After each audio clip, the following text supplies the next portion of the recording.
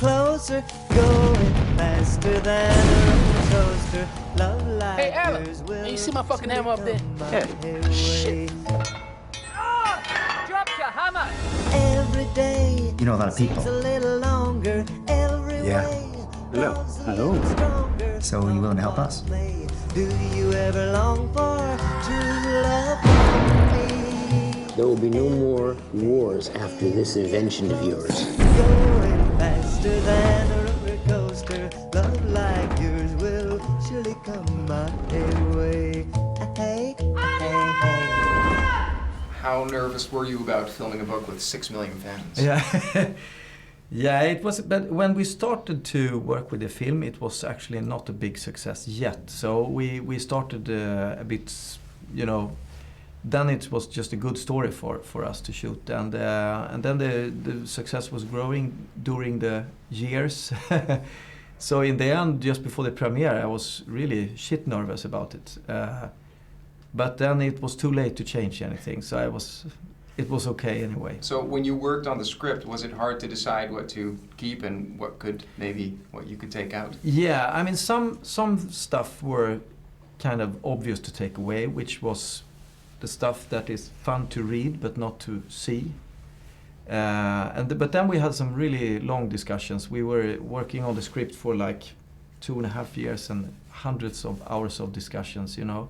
So we put things out and put them back, and you know, but in the end you have to see which parts really builds the story good, the main story, and which could we live without, kind of.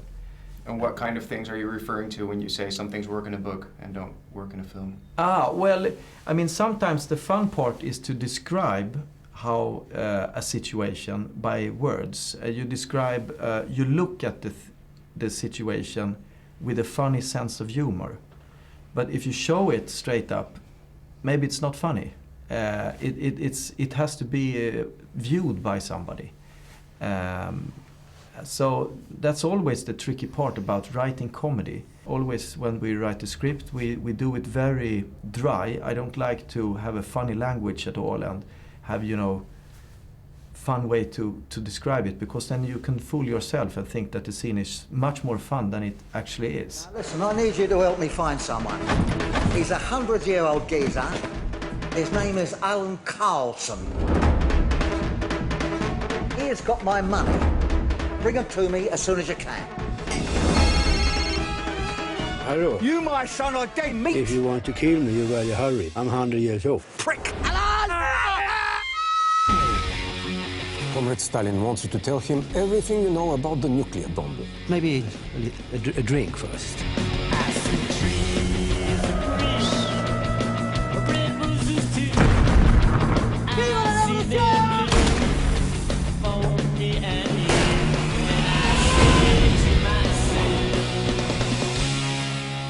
You had to play many different ages. Was that complicated?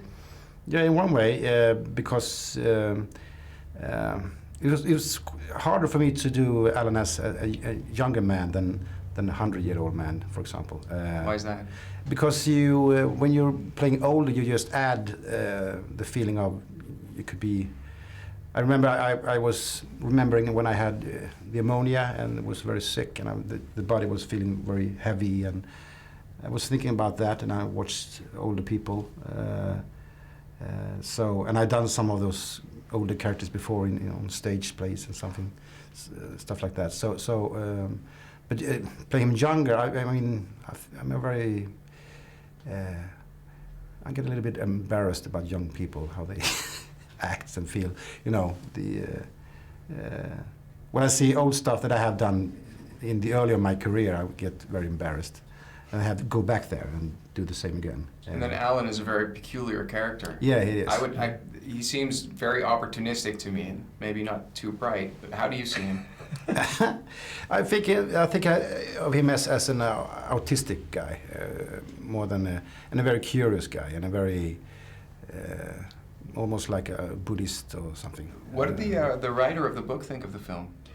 Well, he didn't want to be a part of the process at all. I sent him versions of the script and even rough cuts and stuff, but he said, no, I'll wait until it's totally finished. And then one morning I got this text message just a week before the premiere, and he said, I haven't been sleeping for the whole night. I saw your film yesterday. Now he doesn't live anymore. Yeah, no, yes, it is. And he said at first I saw it, I got a shock and I was confused. And then I saw it immediately one more time in the middle of the night. And then I think it was okay. And now I saw it the third time and I love it. So I was very happy about that.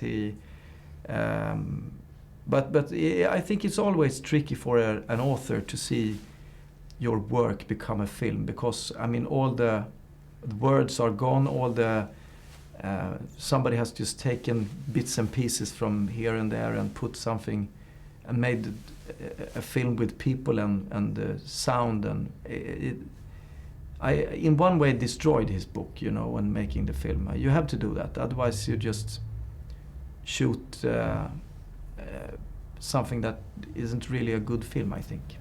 So, if your European movie is popular, they'll often do a Hollywood remake. Yeah. Are there already plans for that? No plans yet. I mean, they've been calling some people and we are discussing it, but I think it's far away. Would you be interested in doing it yourself? No, I don't think so. I think somebody should come in with fresh eyes and do it. And I mean, for me, I wouldn't like to do it without Robert. Then, of course, no. I don't think it's a good idea for me to do it. Okay. Alan Carson from Michigan or from Brad Pitt can do Brad it. Pitt in South Texas, redneck guy.